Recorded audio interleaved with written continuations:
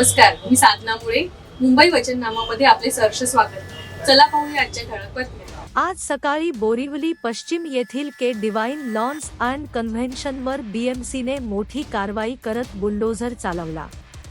ही कारवाई वादाच्या भोव्यात अडकली असून भाजपाचे माजी खासदार गोपाल शेट्टी यांनी या तोडक कारवाईचा तीव्र विरोध केला आहे. शेट्टी यांनी म्हटलं, सर्व आवश्यक परवानग्या घेऊनच हे बांधकाम करण्यात आलं होतं. तरीही बीएमसीने ही इमारत पाडून कोट्यवधींचं नुकसान केलं आहे. जबाबदार अधिकाऱ्यांवर कारवाई होईपर्यंत मी भाजपाच्या सर्व पदांपासून स्वतःला दूर ठेवणार आहे. ते पुढे म्हणाले, माझ्या जनसंपर्क कार्यालयावर कोणी बोट दाखवण्याआधी मी स्वतःच ते पाडलं आहे.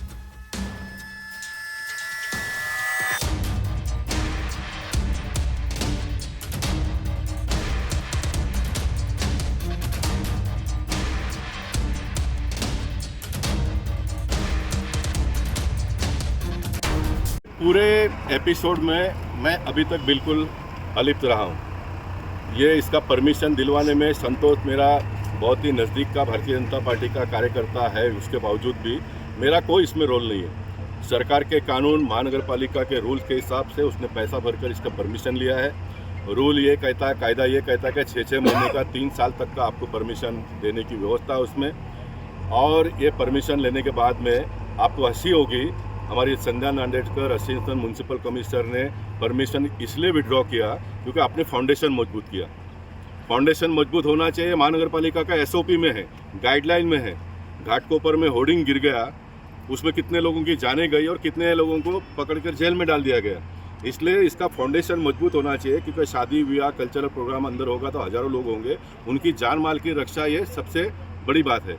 इसलिए ऐसे असिस्टेंट म्यूनसिपल कमिश्नर को बदली नहीं करना चाहिए, ट्रांसफ़र नहीं करना चाहिए, उसको बरतरफ करना चाहिए, उसको ये कॉरपोरेशन के सिस्टम में रखना नहीं चाहिए। ये मेरी आवाज़ है, ये मेरी मांग है। महानगर पालिका के आयुक्त भूषण गगरानी जी का मैं बहुत सम्मान करता हूँ, बहुत अच्छे ऑफिसर है।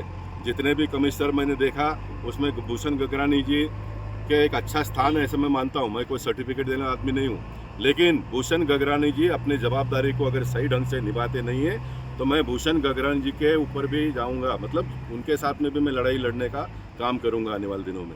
इसलिए ये लड़ाई मैं बहुत खुलकर लड़ सकूं, इसलिए भारतीय जनता पार्टी के सभी जवाबदारी से मैं थोड़ा बाजू में हो जाता हूं। ये लड़ाई में मैं जीत जाता हूं तो फिर मैं पहले जैसे काम करूंगा। और मैं फिर एक बार कहना चाहता हूं, मैं अगर कोई गलत लड़ाई करता हूं तो पुलिस मेरे ऊपर कार्रवाई करे, सरकार मेरे ऊपर कार्रवाई करे, इसलिए मैं लोकशाही में 1992 में भी जब पहली बार प्रतिनिधि बना था तो लोगों के लिए प्रतिनिधि बना था।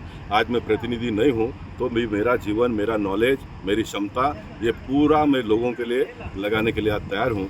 इसलिए भारतीय जनता पार्टी के सब काम से मैं थोड़ा समय के लिए अलिप्त हो जाता हूँ। ये गरीबों की लड़ाई बहुत जोर से मैं आने वाले दिनों में लड़ना सर, ये है क्योंकि आज भी आप सबकी जानकारी के लिए शहरी भाग में अगर कोई अपने जगह पे घर बनाता है तो उसको म्यूनसिपालिटी के भ्रष्ट अधिकारियों को पैसा देना पड़ता है, भ्रष्ट पॉलिटिशियन लोगों को पैसा देना पड़ता है, आरटीआई एक्टिविस्ट लोग हैं उनको पैसा देना पड़ता है। जो अच्छे पॉलिटिशियन हैं उनका मैं सम्मान करता हूं, लेकिन देना पड़ता है। देने के बाद में भी उसको सुख नहीं है, उसको सुख नहीं है। इसलिए मैं मुंबई महानगर पालिका में मेरा 97 के कार्यकाल का भाषण है। मेरे बाप के ज़मीन पर मुझे घर बनाने का पूरा अधिकार है और सरकार ने उसके लिए कानून बनाया है और उस कानून के मुताबिक ये परमिशन 46 लाख रुपया म्यूनसिपालिटी को 6 महीने का भरकर ये स्ट्रक्चर खड़ा किया है, जिसमें करोड़ों रुपया किसने लगाया होगा। और इस तरह से तोड़ना ये लोकशाही का मजाक है, ऐसा मैं मानता हूँ। और ये मजाक मैं मुंबई शहर में बिल्कुल चलने नहीं दूंगा, बिल्कुल चलने नहीं दूंगा जब तक ये वार्ड ऑफिसर संबंधित अधिकारियों पर कार्रवाई नहीं होती है। संतोष और उसके पार्टनर लोगों ने गलत किया होगा तो उसके ऊपर एक्शन ले लो। उसको कोई पॉलिटिशियन ने मदद किया होगा, गोपाल शेट्टी ने मदद किया तो उसके ऊपर भी एक्शन ले लो। लेकिन ये सारा सही है, इन्होंने अगर गलत किया है तो उनके ऊपर एक्शन होना चाहिए। और मैं बहुत बड़ी बात बताता हूँ, संबंधित लोग हाईकोर्ट में गए हैं, न्यायपालिका में न्याय मिलेगा। अगर सब मेरे मन के मुताबिक होगा तो मुंबई महानगर पालिका को ये सब खामियाजा भर कर देना पड़ेगा। और जिस दिन वो होगा तो हम सब लोगों ने मानना चाहिए कि देश में लोकशाही है, नहीं तो दमनशाही है। ऐसा मानकर चलकर इस दमनशाही के विरोध में भी आने वाले दिनों में लड़ने के लिए कार्यकर्ताओं को, नगरजनों को तैयार होना पड़ेगा। उन सारे लोगों का लीडरशिप करने की तैयारी मेरी है। आपल्या मुंबई वचननामा चॅनलला सबस्क्राईब करा आणि बेल आयकॉन दाबायला विसरू नका.